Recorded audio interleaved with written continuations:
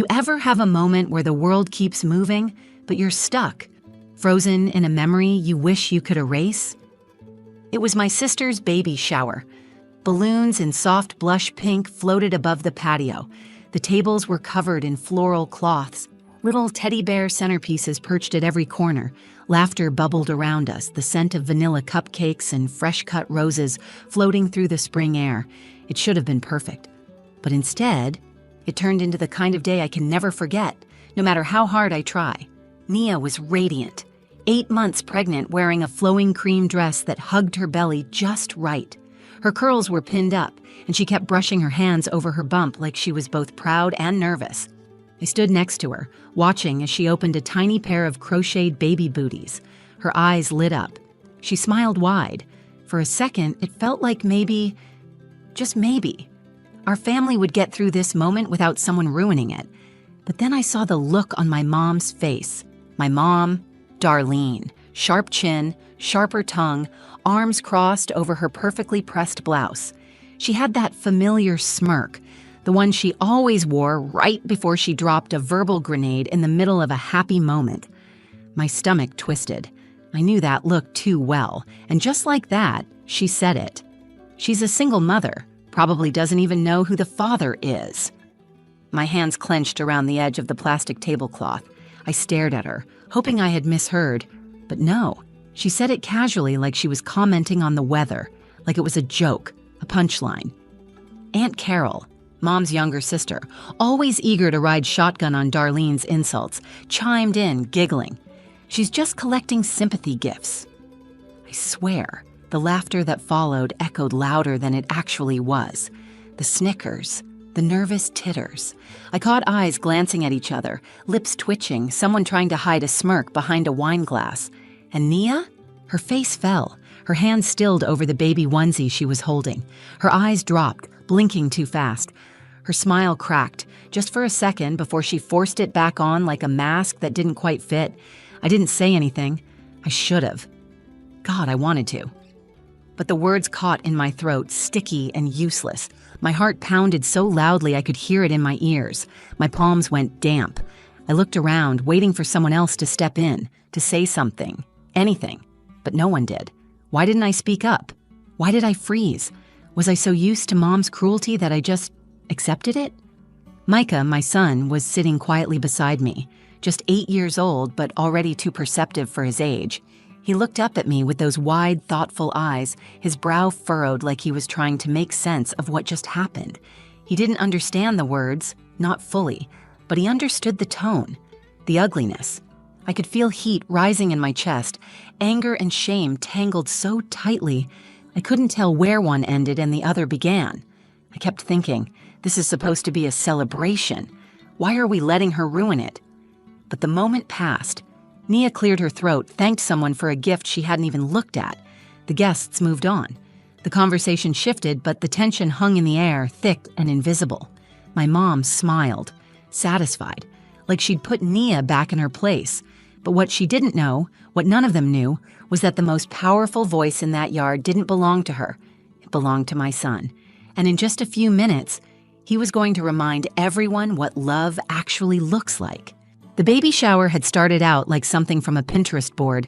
It was held in my cousin's backyard, long wooden tables lined with white linen, pink balloons tied to chairs, and a mimosa bar tucked under a blooming magnolia tree. There were banners that read, "Welcome Baby Harper," and pastel cupcakes with tiny fondant rattles on top. Music drifted through a Bluetooth speaker, soft acoustic covers of old pop songs. I arrived a little late, juggling a diaper bag, a half-wrapped gift bag, and Micah, who was begging for juice the moment we stepped out of the car. My heels sank into the grass as I tried to keep my balance.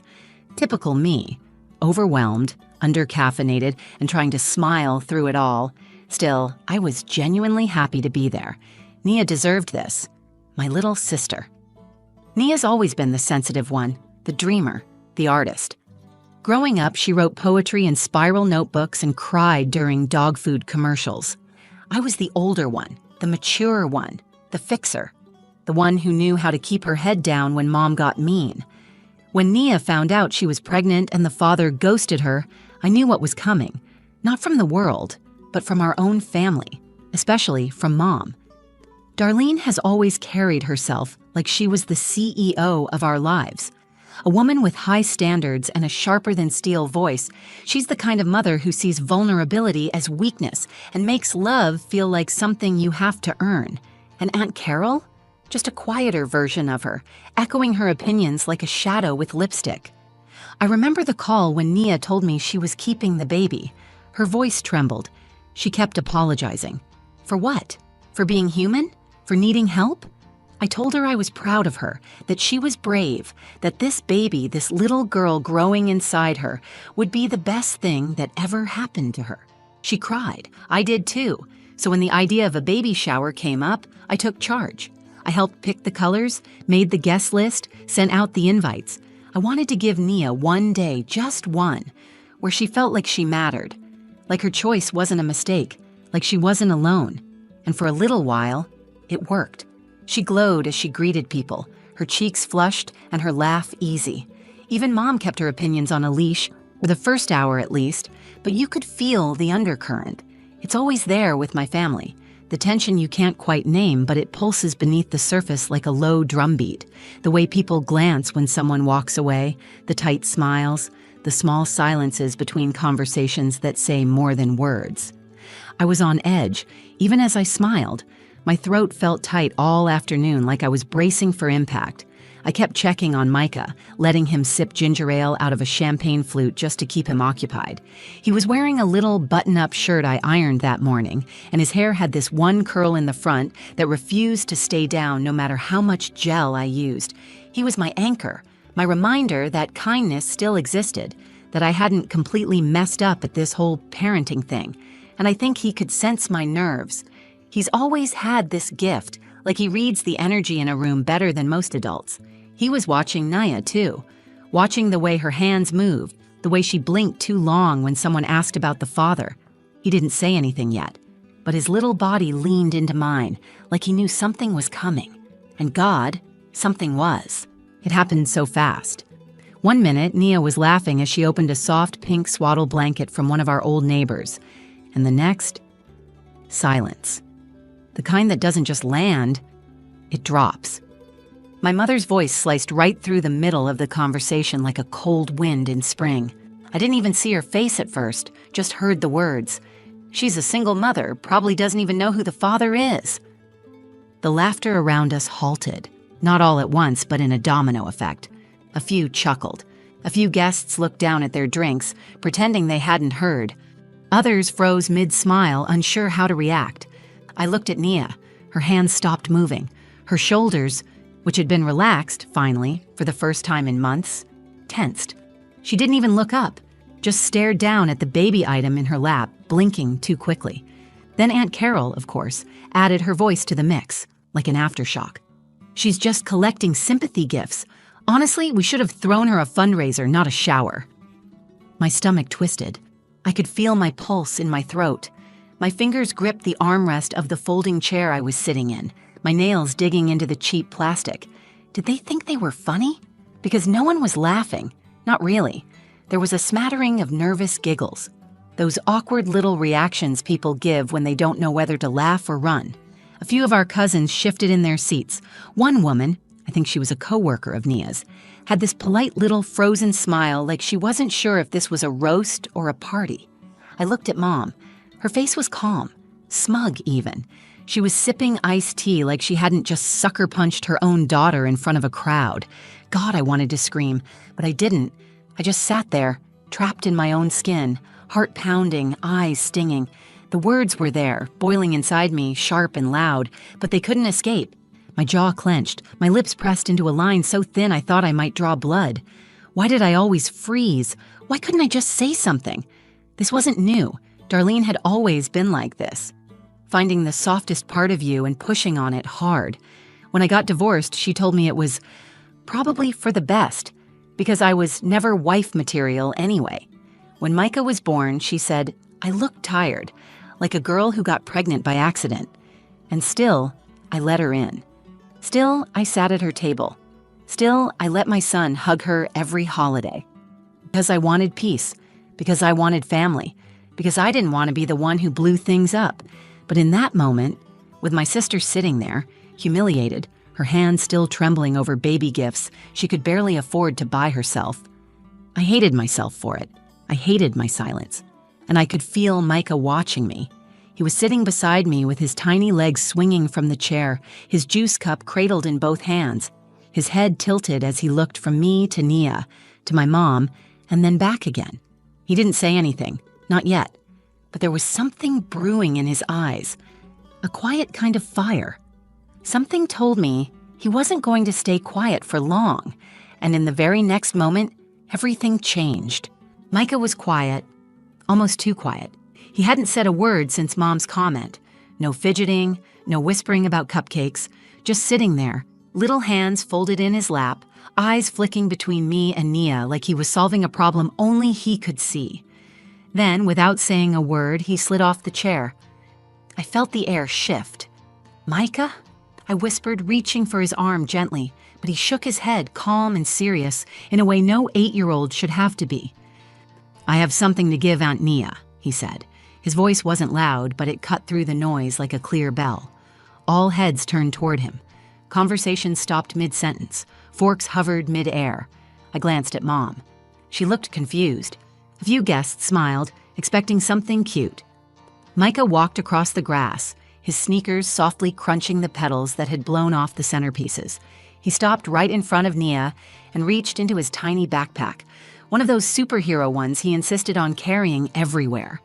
From it, he pulled a small box wrapped in crinkled blue paper with a crooked bow on top. The corners were taped down with care, but clearly by tiny hands. "I brought a gift, too," he said. "It's from me and my dad." I forgot how to breathe. Micah doesn't talk about his dad often. Since the divorce, it's been a tender, complicated subject. But when he does talk about him, it's always kind, thoughtful, never bitter, even though he had every reason to be. Nia's hand went to her chest, her mouth parted like she wanted to say something, but no sound came out. Micah looked around, at the guests, at my mom, then back at his aunt. "My dad said babies are special," he continued, "and they deserve love no matter what. He told me if I ever met a baby who didn't have a dad around, I should show them what it's like to have people who care." He placed the gift in Nia's lap. "And I care about baby Harper, so this is from both of us." The silence that followed wasn't awkward. It was stunned.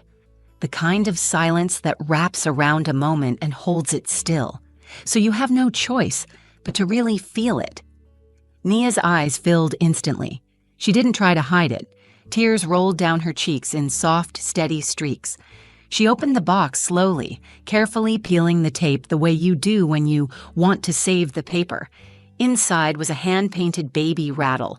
The colors were bright but uneven, the letters slightly smudged. It read, "You are loved." That's all. 3 simple words that broke the dam. Nia let out a quiet laugh through her tears, holding the rattle to her chest like it was made of gold. I looked at my mom. Gone was the smug smile. Her eyes narrowed slightly, not in anger, but in confusion, like something had cracked, but she didn't know what. And me? My heart felt like it was swelling and breaking at the same time. Micah turned around, walked back to me, and sat down again like nothing had happened. He leaned against my side, his body warm, and whispered, "I just didn't want her to feel sad." I ran my fingers through his hair, blinking fast. I could barely hold it together, because somehow my 8-year-old had just done what generations of women in our family never could. He spoke up when it mattered, and he did it with love. You could hear the breeze again. That's how quiet it got. Even the leaves rustling through the magnolia trees seemed louder than the people standing around us. Nia was still crying, not sobbing, not loud, just silent tears that kept coming. Her hands were wrapped around Micah's gift like it was the most precious thing she'd ever held. Her whole body seemed to soften, like for the first time all day, someone had told her she mattered, and meant it. I looked around the yard. Guests who were just snickering minutes ago were now shifting uncomfortably in their seats. A few looked down at their drinks. One woman wiped the corner of her eye, trying not to make a scene. No one was laughing anymore. And then, all eyes landed on my mom. Darlene sat stiff in her chair, one hand still resting on her glass of tea, her smile gone, not replaced by anger. No, that would have made sense. But what I saw in her face was something different. It was shame. Real, undeniable shame. Her eyes met mine. For a second, I thought I saw her flinch. She looked like she wanted to say something, anything. But nothing came out.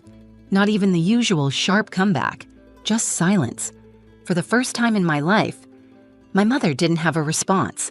And maybe that's what made the moment feel so huge. Because Darlene always had something to say. She wielded words like weapons, slicing, precise, unforgiving. But Micah's quiet, honest kindness, she had no defense against that. There was nothing to mock, nothing to spin. Just a little boy who had spoken from a place so pure that it disarmed everyone in that backyard, even her. Nia looked up at Micah and smiled through her tears. "You have no idea how much I needed that," she whispered. Micah beamed. He didn't need to understand the gravity of what he'd just done. He just needed to know it helped, and he did.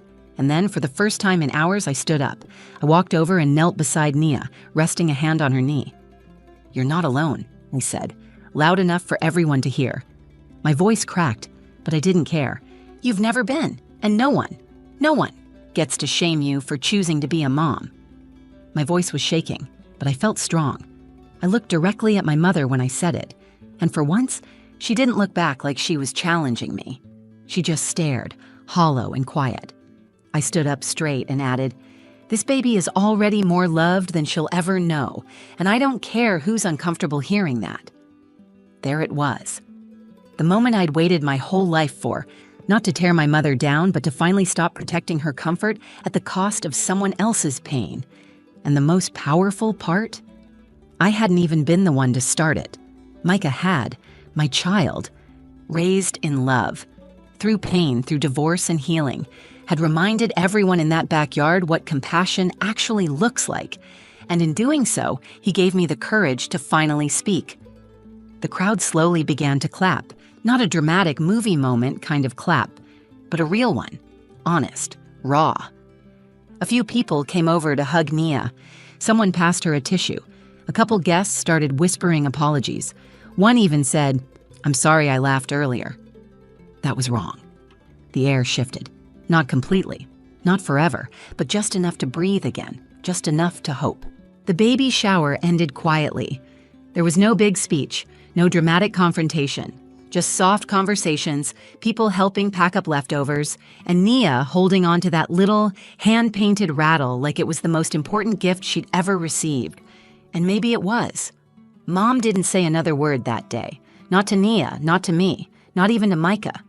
She just sat there for a while, her lips pressed tight, watching the way people had shifted, how the room she used to command with rolled eyes and cutting remarks no longer moved with her mood. Eventually, she stood up, straightened her cardigan, and left without saying goodbye. I won't lie. I felt relief watching her walk out, but also sadness. Because deep down, I still wanted her to get it, to realize what she had done, to see the weight her words carried and how they buried the people she claimed to love. I don't know if that moment ever came for her. She never apologized, but she also hasn't spoken with that kind of venom since. Maybe that's something. Maybe it's not enough. But what I do know is this. That day changed something in me. For years, I played the quiet role, the one who held the peace, the one who swallowed words to keep the family from cracking down the middle. But peace kept at the expense of kindness isn't peace at all. It's silence. And silence lets damage grow in the dark. Micah taught me that. I still think about the way he stood there, small but fearless, offering love in a place where judgment had just been thrown like daggers. He didn't raise his voice. He didn't call anyone out. He just showed up with gentleness. And it was louder than any insult could ever be. And Nia? She's stronger now. She told me later that it wasn't just Mom's comment that hurt. It was the way everyone let it sit there, the way it echoed in the silence. But Micah's voice? That erased it. He gave her something our family rarely did, a moment of unconditional support. Baby Harper was born 2 months later. Full head of curls, lungs like a fire truck, and the same curious eyes Nia had when she was little. And that rattle Micah made, it's still on her dresser, sitting right next to a framed photo of the three of them, Nia, Harper, and Micah. Micah says she's his cousin, but he treats her like a little sister. Protective, playful, always whispering secrets into her tiny ears when he thinks no one's looking. And me? I'm learning. Still unlearning, too. Still figuring out how to raise a child with softness when I was raised in sharp corners. But I'm proud, not of being the perfect mom, I'm far from it, but of raising a boy who sees the cracks and doesn't run from them, a boy who fills them with love. You know, I used to believe that standing up for someone meant fighting, arguing, proving a point. But that day, I learned it can be as simple as a gift, a few words, a moment of heart when everyone else goes cold. So if you ever find yourself in a room where someone's being broken down, whether with words or with silence, remember this. Sometimes the loudest thing you can do is love someone anyway. Thank you for listening to my story. If it touched you or reminded you of a moment in your own life, please let me know in the comments. I read every single one, and your stories mean more to me than you know. If you believe in kindness, in speaking up when it counts, and in breaking cycles for the next generation, share this video with someone who needs to hear it. And if you'd like to hear more true, real-life stories like this, don't forget to like, subscribe, and hit the notification bell so you never miss when a new one drops. This channel is a place for honesty, healing, and heart, and I'm so glad you're here. Take care of yourself and each other.